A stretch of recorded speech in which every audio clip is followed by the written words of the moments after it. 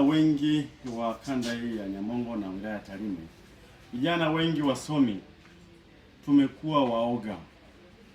Sababu kubwa sana ni nidhamu ya uoga. Vijana wengi hawajitokezi. Vijana wengi wana uwezo wa kuweza kugombea, kutia nia na kufanya mambo makubwa.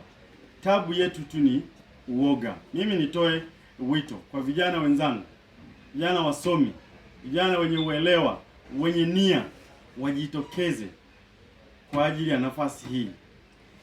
Ninachotaka kusema ni kwamba nafasi hii iko kwa ajili ya watu wote na ni kwa ajili ya kila Mtanzania mwenye sifa.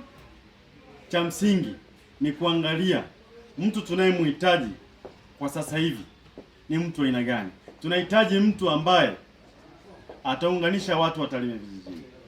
Tunahitaji mtu ambaye anawiwa na maendeleo ya Tarime vijijini.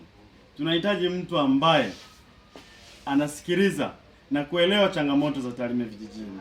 Tunahitaji mtu ambaye atajua na kuitafasiri na kuifanyia kazi ilani ya Chama cha Mapinduzi. Na mtu huyo ni Nicholas Chichaki.